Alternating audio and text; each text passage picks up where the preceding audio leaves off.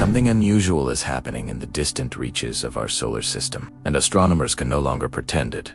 Is a coincidence? Far beyond Neptune, a collection of icy worlds is moving as though they're being guided by an unseen force. Their paths tilt, twist, and cluster in ways that simply don't make sense if our solar system ends with the 8 planets we already know. Which leads to a question that once belonged in science fiction.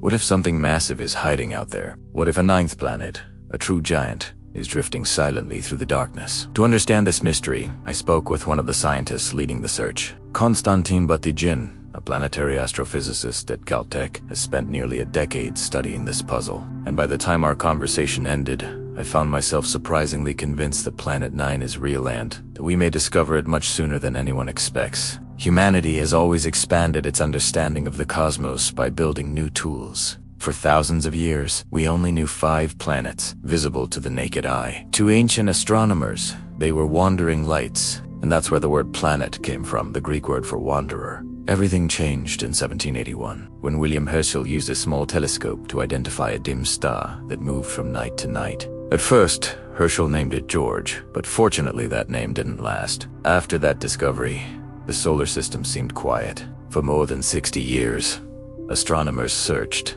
and found nothing new. Some even believed the map was complete. But then Uranus began drifting off its predicted path, nudged by something unseen. In the mid-1800s, mathematician Urbain Le Verrier proposed a bold idea.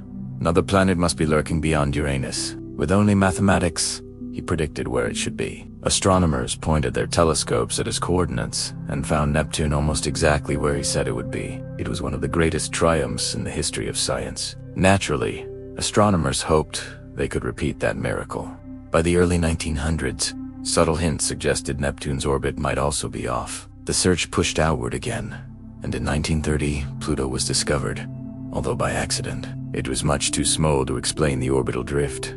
But for decades, Pluto held the title of 9th planet. Everything changed in the early 2000s when survey telescopes revealed hundreds of icy objects beyond Neptune. Some were nearly as large as Pluto, leading astronomers to reclassify Pluto as a dwarf planet in 2006.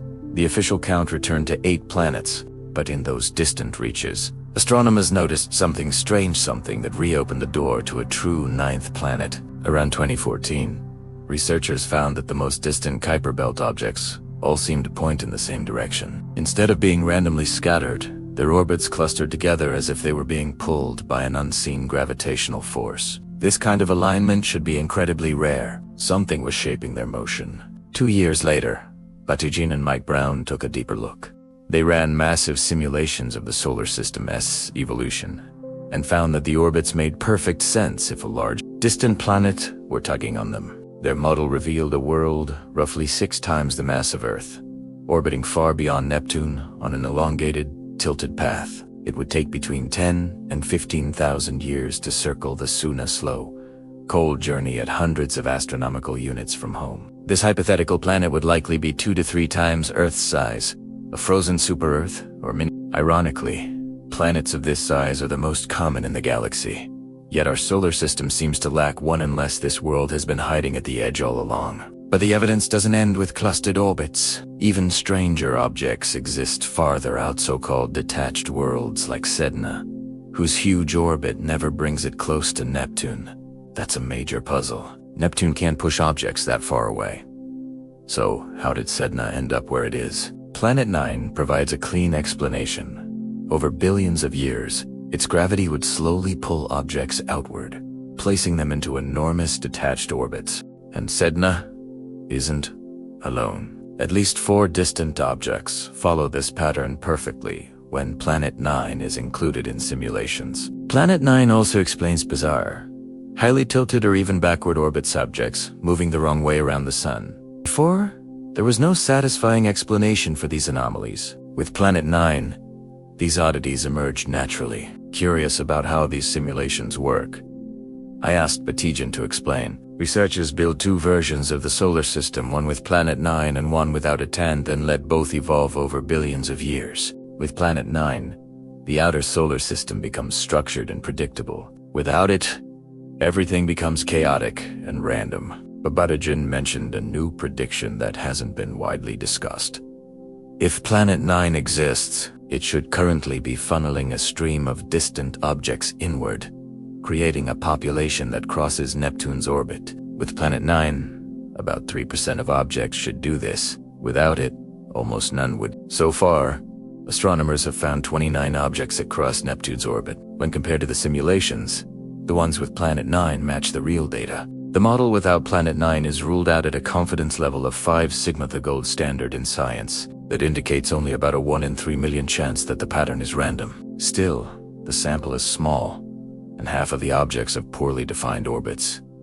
More data is needed to be certain. Naturally, the obvious question is, if we know so much about this planet's orbit, why can't we just point a telescope at it? The truth is, we know the shape of the orbit but not where the planet currently is, along that immense track.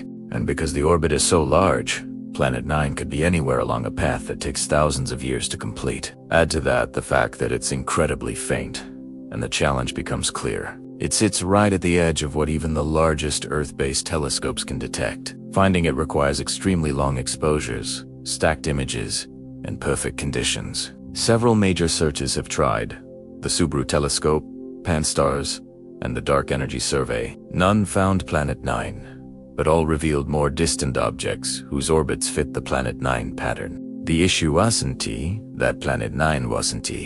There the issue was that our telescopes weren't powerful enough. All of that changes with the Vera, Rubin Observatory. Located in the Chilean Andes, Rubin is equipped with an enormous 8.4-meter mirror and the largest digital camera ever built. It will scan the entire visible sky every 3 nights, building a 10-year movie of the cosmos. Its sensitivity is extraordinarily powerful enough to detect a single candle lit on the surface of the moon. Rubin won't just search for Planet 9. It will find countless new distant objects whose orbits will either confirm or eliminate the Planet 9 hypothesis. According to Babatijin, within 1 to 2 years of full operation, Rubin will provide a definitive answer. But what if Rubin doesn't find the planet? The simplest alternative is observational bias, the idea that the orbital patterns were illusions created by the limited areas of the sky we've ever searched. Rubin will put that to rest immediately. Another possibility is that Neptune's early migration billions of years ago sculpted the orbits we see today. And then there is a more exotic idea, that the hidden mass is not a planet at all, but a primordial black hole, a relic from the early universe with an event horizon only centimeters across.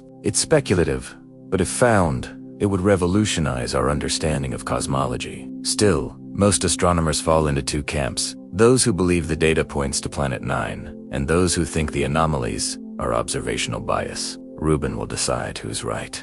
If Planet 9 does exist, how did it get so far away? The leading theory is that it formed near the other giant planets, a budding ice giant like Uranus or Neptune, before the early solar system's gravitational chaos ejected it into the outer darkness. It would be the unfinished core of a giant world, frozen in exile. Another possibility is that the sun captured it from another star billions of years ago, back when the solar system was still in a dense, stellar nursery. And of course, the final question: if we discover it, what should we name it?